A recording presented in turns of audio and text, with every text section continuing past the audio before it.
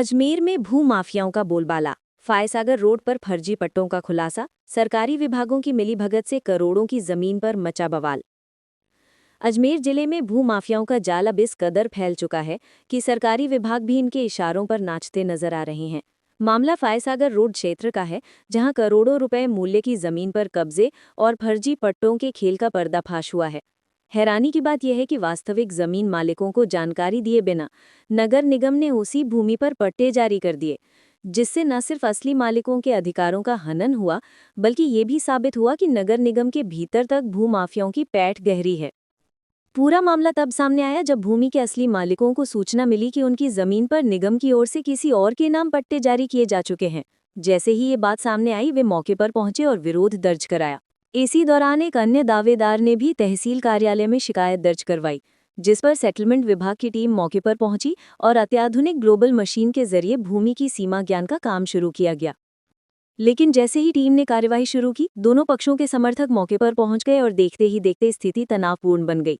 विवाद बढ़ता देख गंज थाना पुलिस का जाब्ता मौके पर बुलाना पड़ा।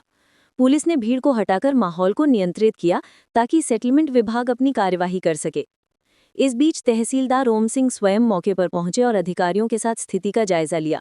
उन्होंने बताया, विवाद 2 खसरा नंबरों से जुड़ा हुआ है। पिछले कई वर्षों से इन भूखंडों का सीमांकन नहीं हो पाया। इसी वजह से असमंजस और विवाद की स्थिति बनी हुई है। नगर निगम की ओर से जिस भूमि पर पट्टे जारी किए गए हैं, वो मामला जांच के दायरे में आएगा। संबंधित पक्ष अपनी शिकायत उच्च प्राधिकरण के समक्ष प्रस्तुत कर सकते हैं। ओम सिंह, अजमेर तहसीलदार। वहीं वादी मुकेश जिंदल और वादी धर्मेंद्र यादव ने नगर निगम पर गंभीर आरोप लगाते हुए कहा कि ये पूरा खेल मिली भगत का परिणाम है। बिना असली मालिकों की अनुमति, बिना सत्यापन और बिना सीमा ज्ञान के निगम ने पट्टे जारी कर दिए। अधिकारी और भूमाफिया मिलकर आम नागरिकों को बेघर करने की साजिश रच रहे हैं। स्थानीय लोगों का कहना है कि फायसागर रोड इलाका अब भूमाफियाओं का गढ़ बन चुका है। यहाँ के कई प्रभावशाली लोगों की मिलीभगत से फर्जी दस्तावेज तैयार कर भोले भाले लोगों को प्लॉट के नाम पर ठगा जा रहा है। लोगों ने यह भी आरोप लगाया कि सरकारी अधिकारियों की मिलीभगत के बिना इतने बड़े पैमाने पर फर्जीवाड़ा संभव नहीं हो सकता। स्थानीय निवासियों का कहना है, नगर निगम, तहसील कार्यालय और राजस्व विभाग के बीच तालमेल की कमी और आपसी टकराव का नुकसान आम आदमी को झेलना पड़ रहा है। हर विभाग अपनी जिम्मेदारी से बचने में लगा है, जबकि भूमाफिया खुलेआम जमीनों पर कब्जा कर रहे हैं। गौरतलब है कि इसी क्षेत्र में कुछ माह पहले हुए एक अन्य भूमि विवाद में भी हिंसा भड़क उठी थी। उस घटना में 11 आरोपी गिरफ्तार किए गए थे, जबकि हमले में घायल संपत्ति व्यवसायी मनोज ननकानी का एक पैर इलाज के दौरान काटना पड़ा था। अब एक बार फिर फायसागर रोड क्षेत्र चर्चा में है। सवाल ये उठता है कि आखिर इतनी संवेदनशील जमीन पर बिना जांच के नगर निगम ने पट्टे कैसे जारी किए? क्या ये प्रशासनिक लापरवाही है या किसी बड़े रैकेट की गहरी साजिश? मामले के मुख्य बिंदु: फायसागर रोड पर करोड़ों की जमीन पर फर्जी पट्टों का खुलासा। वास्तविक मालिकों की जानकारी के बिना नगर निगम ने जारी किए पट्टे। सेटलमेंट ऑफिस की टीम ने ग्लोबल मशीन से किया सीमा ज्ञान। दोनों पक्षों में तनाव, पुलिस बल ने संभाला मोर्चा।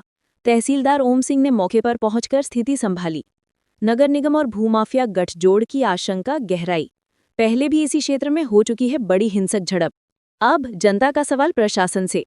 जब सरकारी विभागों के बीच समन्वय नहीं है, तो आम जनता न्याय की उम्मीद आखिर किससे करे? भूमाफियाओं की जेबें भरती जा रही हैं, अधिकारी आंखें मूंदे बैठे हैं और पीड़ित नागरिक न्याय की तलाश में दर दर भटकने को मजबूर हैं। कहानी सिर्फ फायसागर रोड की नहीं, पूरे सिस्टम की है, जहां माफिया हावी हैं और आम आदमी बेबस। चेतन बालोटिया कोई खासदार है नहीं किसी तरह से।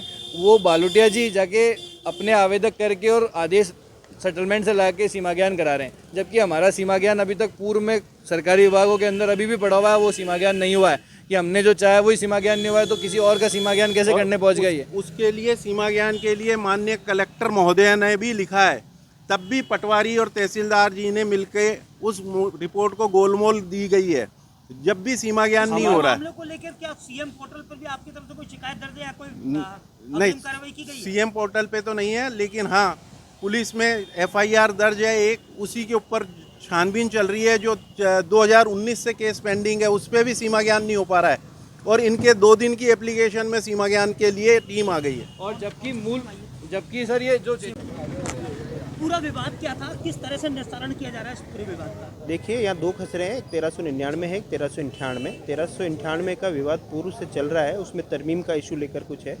तो उसके लिए टीम भी पूर्व में गठन की गई थी, बट अभी वो सेटलमेंट के द्वारा उसका अभी पूर्ण निस्तारण नहीं हो पाया है।